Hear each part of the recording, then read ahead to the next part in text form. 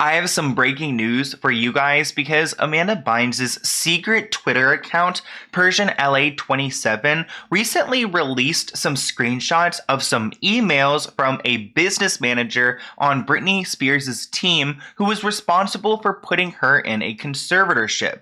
I'm not too sure where this person got these emails, but I believe that this shows that Persian LA27 could possibly be Amanda Bynes. So today we're going to talk about those recent tweets and how a bunch of her tweets are out of control. So let's get into it.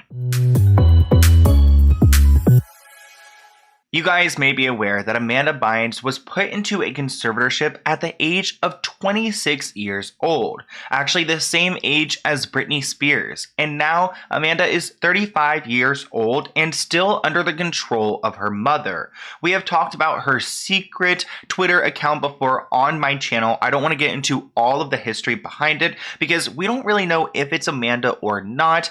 We've gone back and forth because the account has been around for a very long time. It knows a lot of details about Amanda. I mean, they tweeted out her driver's license before, so I believe it could be Amanda Bynes. The reason why we think it isn't is because this account asks for a lot of money, claiming that Amanda's mom, Lynn, doesn't provide her the court-ordered payments that Amanda is supposed to receive, so she can't order rides back and forth to AA meetings and therapy. And honestly, I don't know what to believe, but if this is Amanda, I mean, she's really going through it. And you guys will see today that these emails from Lou M. Taylor, Britney's former business manager, are really scary. So let's go ahead and start off with those emails. So as you guys can see, Ashley Banks, aka Amanda Bynes, we don't really know, they tweeted out, "I've just realized who this is. Do I trust her promises?" And as you guys can see, the screenshot says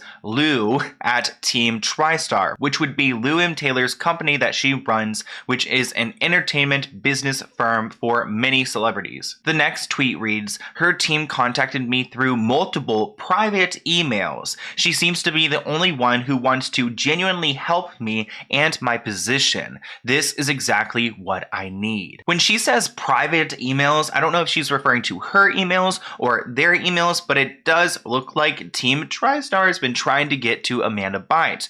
But for what reason? The emails are also dated back in April 2019. And if we go back to that time period, you may remember that that's when the voicemail that was claiming that Britney has been trapped in this conservatorship came out and the Free Britney movement started taking off. Here's a little clip of that voicemail if you guys have forgotten about it. "Hi there. I cannot disclose who I am, and what is happening is disturbing to say the least." So supposedly that paralegal reached out to Britney Graham, a podcast, and claimed that Britney was trapped in a conservatorship, and Lou M. Taylor is one of the reasons why she's in this mess. So why would she want to get into Amanda's life? Maybe she sees a potential for money there. But let's go ahead and read one of those emails that Lou M. Taylor allegedly sent to Amanda Bynes. Ashley Banks or Amanda Bynes or whoever scratched out the name, but it's supposedly a lawyer from TriStar. The email reads, "Hi, my name is blank. I am a lawyer in LA who represents TriStar Entertainment."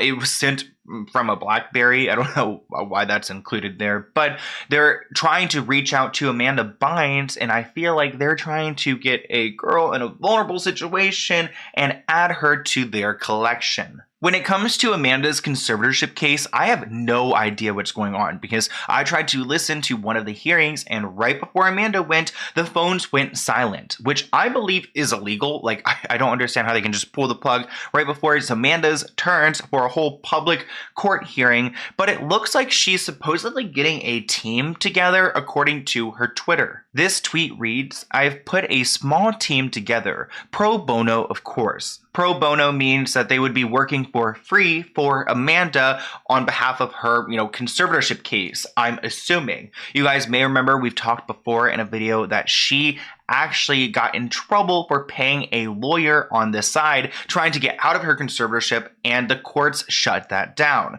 So she would need a pro bono team because she's gotten in trouble for spending her money on lawyers because as a person in a conservatorship, she has no right to a lawyer. but it looks like she's interested in working with Lou M. Taylor. This tweet reads, Lou is very interested in helping me see the light, my true light, and my quest to divine Christianity. I have very strong Jewish roots, but I've always been drawn to Jesus Christ himself. Then everything starts getting really bizarre. They tweeted out, like Jesus, we both have been prosecuted by the public for our beliefs, for sharing our truth. They then tweet, I am Jesus Christ, and then quote retweets it with, but with breast. I feel like those tweets really took the seriousness away from the whole situation with Lou M. Taylor. I mean, she's not a good person, and I feel like Amanda Bynes, if you're watching this, please don't go and work with her. She's allegedly done a ton of things, and you don't want to be on her team. But she does have a reason for why she wants to work with Lou. Someone tweeted at this account and wrote, isn't she currently screwing over Britney Spears? Talking about Lou M. Taylor? And they replied, weird, Britney seems to be living in luxury, has access to her money, access to vacations and opportunities or work. I can't even get to my doctor's appointments or meetings. I literally have nothing left to lose. Honestly, maybe Lou M. Taylor would be better than what Amanda Bynes is stuck in, because Amanda has been really trapped, really silenced for a very long time. And I feel like she is struggling if this is in fact her, because she's constantly asking for money, for rides to get to her meetings. Actually, after this whole Lou M. Taylor mess, of course, she tweeted out asking for more money, which makes me question again, is this Amanda or not? Here are a couple tweets where they claim that they reached out to friends and families and everyone's ignoring them, that they need money to get to their appointments. They also claim that they can't even leave LA without the consent or approval from the judge or parents. Keep in mind, Amanda Bynes is 35 years old. She claims that this is horrible. I can't even say those words on YouTube. I can't help but go in between thinking this is Amanda and that this isn't Amanda, this is some imposter, because a few bizarre things have happened recently. Like, I saw that this account actually shared a screenshot of a Visa gift card with Amanda Bynes written on it. You can actually go to Visa's website and you can create a Visa gift card with anyone's name in it, so that could have been done by anyone, but part of me also believes that maybe this is how Amanda's getting her payments from court. Like, she gets a Visa gift card every single month, and that's how she gets paid from the conservatorship. Another odd tweet that I saw was actually a live, like a Twitter live where you can go and speak on it, and she accidentally, or they accidentally, went on live for a couple of seconds and it was just muffly, nothing really happened, and they were claiming they're trying to get online and, you know, defend themselves and clear the air, but we haven't heard Amanda speak at all from this account. When it comes to the media and news in general, if you look up Amanda Bynes, there's really not a lot going on. I found one article recently titled, What is Amanda Bynes Doing Now? About her sober journey, which was posted 3 days ago. But oddly enough, this article was removed for some reason, which makes me think that maybe Amanda's conservatorship team sent this report door a cease and desist, and they had to take down their article for whatever was in it. And it seems like the media likes to focus on everything else besides her conservatorship, because there are a lot of articles out there about her ex-fiance Paul. We've actually talked about their breakup before because he was over here messaging multiple women on Instagram. At first, this Persian LA account did not believe them, but now they're broken up. And actually, this account recently tweeted about the Paul situation. They wrote, my ex-fiance Paul used to drive me around, but he also did this illegally and used his father's car. Here are a couple more tweets that read, I'm 100% aware that Paul has been cheating on me and is in contact with multiple women on Instagram and Twitter. Let me make this perfectly clear. I do not care. They also tweeted, it has come to my attention that my ex-fiance has been running to multiple media outlets with outlandish and fraudulent stories about me. Her ex-fiance Paul has been deleting his Instagram and reactivating his Instagram, and I don't know what's going on with him, but I believe that they are broken up. Of course, the media isn't going to report on that because I feel like the media only reports on whatever their family lawyer sends out. But to switch gears, I do want to share a tweet that had me shook recently because we actually just talked about Amanda Bynes like on my YouTube channel like yesterday. So I'm sorry for all the Amanda content, but you guys know that Dan Schneider created the Amanda Show, which she was on, and she recently tweeted about the Amanda Show. Someone tweeted out, "Took me 25 years to realize Nickelodeon really had a 13-year-old Amanda Bynes in a jacuzzi with straight up middle-aged men on live TV." Then this Twitter account quote retweeted and wrote, "These scenes were innocent. None of these men made any moves on me whatsoever. These guys are not the people that you should be attacking or making baseless accusations about. Thank you." And if you read all of the capital letters, you will see that it reads Dan's guilty, which makes me think that Dan Schneider did something to her. This isn't the first time that Amanda allegedly sent a note through, capital letters. Before she did, Dan did it. We've talked about this before on my channel. So again, I feel like Amanda went through some things with Dan Schneider. We've talked about how she was like living with him at the age of 13. So what went on here, and why is Amanda so silenced? Another unfortunate event that I want to bring up to you guys is the passing of one of Amanda's friends, JJ Bryan, which was someone, I don't know exactly why he was famous, but Persian LA was really upset about the situation, and Amanda Bynes was very close to this person. Here is a picture of Amanda Bynes with Jonathan Bryan. And here are some tweets from Persian LA. They write, "I love you, Jonathan, always and forever. You will be severely missed. I feel so guilty for not returning your messages. I could have helped you. This can't be true." Here are more tweets about Jonathan.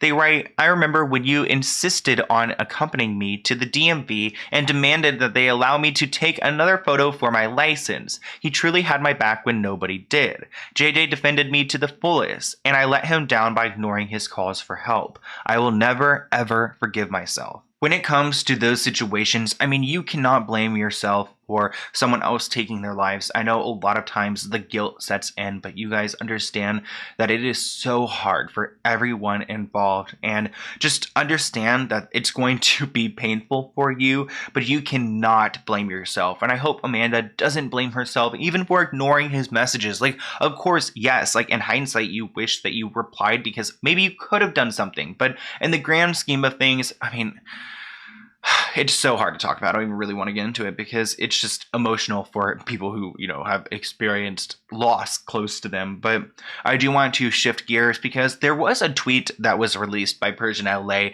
and a lot of people sent it over to me, and I want to clear some air over here. So let's revisit this tweet. It reads, "I will be sending out multiple cease and desist letters to multiple YouTubers who have been using my photos, private thoughts, and tweets for their own selfish monetary gain." So Persian LA loves to tweet out that nobody can use their tweets because it's private thoughts. And I want to clarify to everyone, and I know some people will disagree, but Twitter and Instagram and Facebook, when you post on them, they now own your content. You have the rights to it and you can distribute it, whatever you want to do with it. But once you give Twitter and everyone else the rights, then that means anyone can do whatever they want with it. Whether your account is private or not, there is no privacy when it comes to social media. Can you cease and desist me to just stop talking about you? 100%. You can cease and desist me for anything, really. I can cease and desist anyone if I want to. But when it comes down to trying to charge me, trying to sue me, can you do anything with that? No, because Twitter owns the content. And I know some people are going to be like, "Oh no, it's private, blah, blah, blah." It's not when it comes down to it.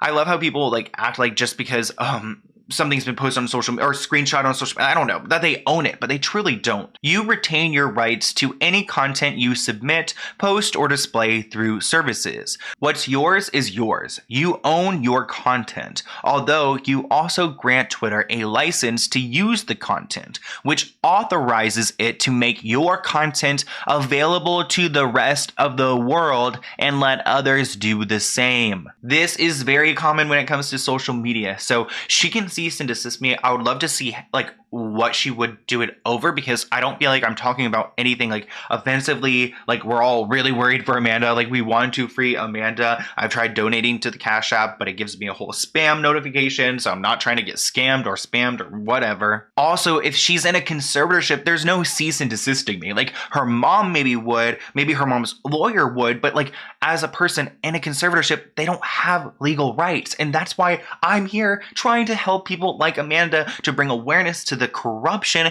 maybe start a Free Amanda movement, because nobody was talking about Free Amanda. I swear, like, I started talking about Free Amanda. I mean, I'm sure other people have before me, but like, this needs to be bigger news, and I think that the whole Free Britney situation is just going to help you. So embrace it and try to allow people in. But I mean, you can't even imagine what she's gone through being a Hollywood star, going through so much crap as a child. So I really sympathize with her and her like inability to trust people easily, because she's been screwed over so many times. I just hope that she understands that Lou M. Taylor is just going to screw her over again. But I hope you guys enjoyed this video. I do have a P.O. Box packaged item. It's from Bunches of Scrunchies. So I'm wondering if I have scrunchies inside this thing. So let's go ahead and open it. If you guys ever want to send me a P.O. Box packaged item, I've got my address listed below. And if you have any video ideas for me, here's my email, because I've been so stuck on what to talk about next. So like, email me, please. Ooh, okay, let's go ahead and open this calmly. Oh my gosh, wait, is it a dog toy? What is this? Oh, I think that's a dog toy. Hold on, is there a letter? Let's see if there's a letter. Okay, it's on the other side. I guess I opened it wrong. Sorry, guys. Let's go ahead and see.